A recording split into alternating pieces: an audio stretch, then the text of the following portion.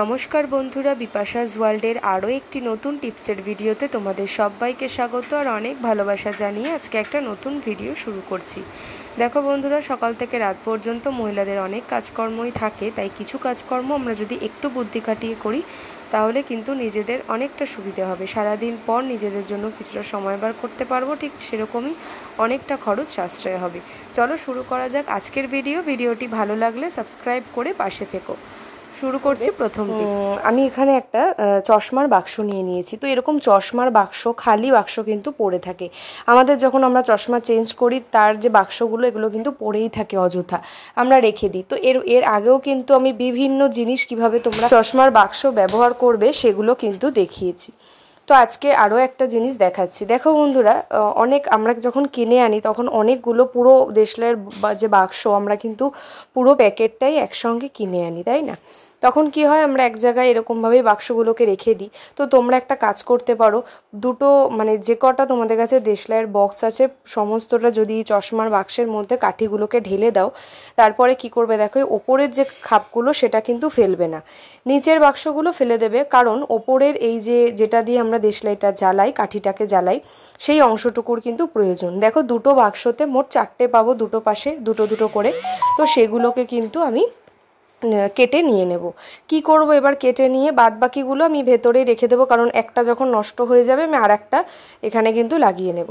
তো দেখো আমি একটা পাশে দেশলাইয়ের সমস্ত কাঠিগুলোকে রেখেছি, আর ওই যে ঢাকনার যে জায়গাটা ওপরটা, ওই দিকটা আমি ডাবল টেপ গাম দিয়ে কিন্তু এগুলোকে লাগিয়ে দেব।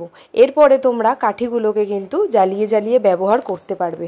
তো দেখো আমি এখানে একটা ডাবল টেপ গাম নিয়ে নিচ্ছি, এবার ঢাকনার ওপরে লাগিয়ে দেব। তারপরে এই অংশটা যেটা দিয়ে আমরা কাঠিটাকে জ্বালাই সেটাকে লাগিয়ে দেব। ব্যাস, এইভাবে কিন্তু তোমরা একটা জায়গার মধ্যে অনেকগুলো কাঠিকে রাখতে পারবে। আর এটা যেহেতু টাইট করে আটকানো থাকবে, এটা কিন্তু দেশলাইগুলো যে ড্যাম পড়ে যায় সেটারও সম্ভাবনা থাকবে না। তোমরা মোট কথা এক জায়গায় অল্প জায়গায় অনেকগুলো জিনিস একসাথে কিন্তু গুছিয়ে রাখতে পারবে। তো আশা করছি বন্ধুরা এই টিপসটা তোমাদের ভালো লেগেছে, অবশ্যই ট্রাই করবে, দেখবে খুবই হেল্পফুল একটা টিপস। দেখো আমি সবগুলোকে একসাথে রেখেছি, আর ওইগুলোকেও কিন্তু যেটা দিয়ে জ্বালাবো, এই অংশটা, এটাকেও কিন্তু আমি কেটে কেটে রেখে দেবো এই দিকটায়। এইভাবে করে তোমরা যদি দেশলাইটা জ্বালাও তাহলে কাঠি যেমন অনেক দিন পর্যন্ত ভালো থাকবে, আর একটা জায়গার মধ্যে তোমরা রাখতে পারবে। আশা করছি বন্ধুরা টিপসটা তোমাদের ভালো লেগেছে। আপনি দীর্ঘদিন ব্যবহার করতে করতে ময়লা হয়ে যায়, তখন আমরা সার্ফ সাবান দিয়ে অনেক রকমভাবে কিন্তু আমরা সেগুলোকে পরিষ্কার করি, তাই না? দীর্ঘদিন পরেই কিন্তু মোটামুটি 15 দিনে একদিন আমাদেরকে এই চিরুনিগুলো পরিষ্কার করতে হয়। দেখবে হঠাৎ করে ধরো বাড়িতে কোনো গেস্ট চলে আসলো, তখন কি করবে? তখন তো সার্ফ সাবানে ভিজিয়ে রেখে অতটা সময় হাতে থাকে না, তাই না? তখন তোমরা চটজলদি কাজটি করে নেবে। এর চিরুনির মধ্যে বেশি করে পাউডার দিয়ে দেবে, যে কোনো পাউডার হলেই হবে। অনেক সময় ডেট এক্সপায়ার হয়ে যায়, সেই পাউডার ফেলে না দিয়েও কাজে লাগাতে পারো। তার চিরুনির মধ্যে দিয়ে দেবে। এবার একটা ব্রাশ নিয়ে নেবে, যেই পুরনো ফেলে রাখা ব্রাশ, সেই ব্রাশ দিয়ে ওপর থেকে নিচের দিকে টানবে।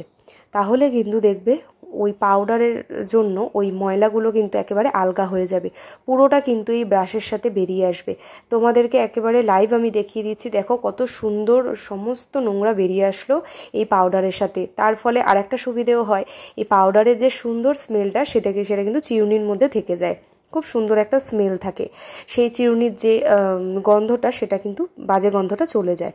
তো এইভাবে করে তোমরা কিন্তু পরিষ্কার করে নিতে পারো চিরুনি, একেবারে চটজলদি উপায়, সামান্য পাউডার ব্যবহার করে। দেখো আমি একদম কাছ থেকে তোমাদেরকে ময়লাগুলো দেখাচ্ছি। দেখো একেবারে সাদা পাউডারটা কিন্তু পুরো কালচে কালচে হয়ে গেছে, আর এক ফোঁটাও কিন্তু ময়লা চিরুনির মধ্যে নেই। তো এইভাবে তোমরা চটজলদি উপায়ে খুব সুন্দর করে চিরুনিটা পরিষ্কার করে নিতে পারো। ভালো লাগলে বন্ধুরা সবার মাঝে শেয়ার করে দিও, আর অবশ্যই একটা লাইক করে জানিও তোমাদের কেমন লাগলো। চলে যাচ্ছি পরের ব্যাগগুলো কিন্তু পড়ে থাকে। হ্যাঁ, ব্যাগেও আমরা বিভিন্ন সময় টাকা পয়সা বিভিন্ন কিছুই রেখে থাকি, কিন্তু বেশিরভাগই কিন্তু এই ব্যাগগুলো এখন আর কেউই ইউজ করে না। আগেকার দিনের মা ঠাকুমারা কিন্তু এই ব্যাগের মধ্যেই টাকা পয়সা রাখতো। তো এখন ফ্যান্সি বিভিন্ন ব্যাগ বেরিয়ে যাওয়ার ফলে এগুলো কিন্তু কেউই ব্যবহার করি না, তাই না? পড়েই থাকে ঘরে। তো এগুলো দিয়েও কিন্তু ছোট ছোট কিছু কাজ তোমরা করে নিতে পারো, তারই একটা টিপস তোমাদেরকে দেখাচ্ছি। তার জন্য দেখো এখানে এক টুকরো ডাবল টেপ গাম নিয়ে নেবে, আর ব্যাগের একটা সাইডে এটাকে ভালো করে সেট করে নেবে। দেখো সেট করে নিলাম। একটা দিকে।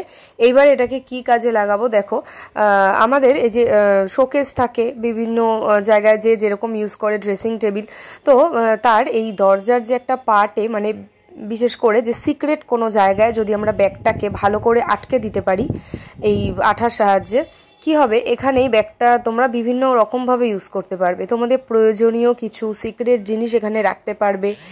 এছাড়াও কিন্তু বিশেষ করে টাকা পয়সা, তোমাদের সঞ্চয়ের যেটুকু টাকা পয়সা সেগুলো কিন্তু তোমরা এখানে সাইড করে রাখতে পারবে গুছিয়ে, তার ফলে কিন্তু মাসের শেষে তোমরা কিছুটা টাকা হলেও কিন্তু জমাতে পারবে।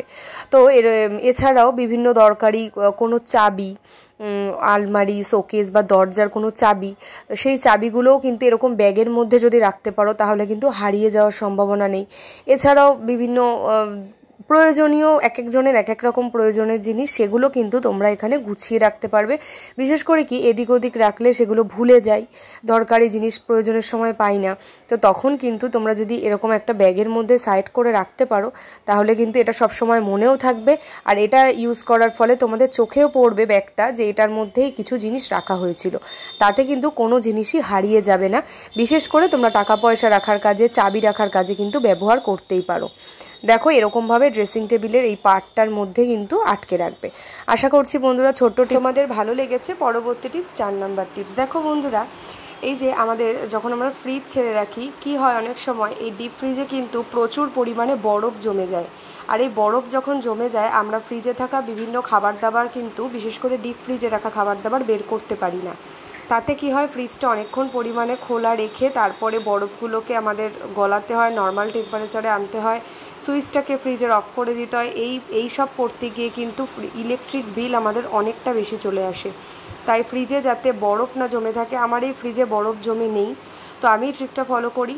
যাদের এরকম অসুবিধে হয় ফ্রিজে প্রচুর বরফ জমে যায় তারা এটা করে নেবে, ফ্রিজটাকে ভালো করে পরিষ্কার করে আমরা যেই লবণ খাবারে ব্যবহার করি সেই লবণ ডিপ ফ্রিজের মধ্যে ছড়িয়ে দেবে, তারপর ভালো করে কিছুটা বুলিয়ে দেবে হাতের সাহায্যে। তারপরেই এটার ওপর তোমরা অনেকেই আছে প্লাস্টিক রেখে তার উপরে খাবার দাবারগুলো রাখা হয় যাতে আটকে না যায়, তো তোমরা সেটা রেখে খাবার দাবারগুলো রাখতে পারো। এতে করে কিন্তু এই লবণ কিন্তু বরফ যাতে না হয় তাতে সাহায্য করবে, বরফ হতে দেবে না। এই ফ্রিজে যদি লবণ ছড়িয়ে রাখো এতে কিন্তু বরফ জমবে না। আশা করছি ট্রিকটা তোমাদের কাজে আসবে। তো বন্ধুরা, আজকের ভিডিওতে কোন টিপসটা তোমাদের সবথেকে বেশি ভালো লেগেছে বা উপকারী মনে হয়েছে অবশ্যই কমেন্টে জানিও। কে কোথা থেকে ভিডিওটি দেখছো সেটাও জানিও। আর আমার আজকের ভিডিওটি ভালো লাগলে অবশ্যই বিপাশাস ওয়ার্ল্ডকে সাবস্ক্রাইব করে বেল বাটনটা অল করে রেখো যাতে আমার ভিডিওর নোটিফিকেশন সবার আগে তোমাদের কাছে পৌঁছে যায়। আজকের মতন এই পর্যন্তই, সবাই ভালো থেকো।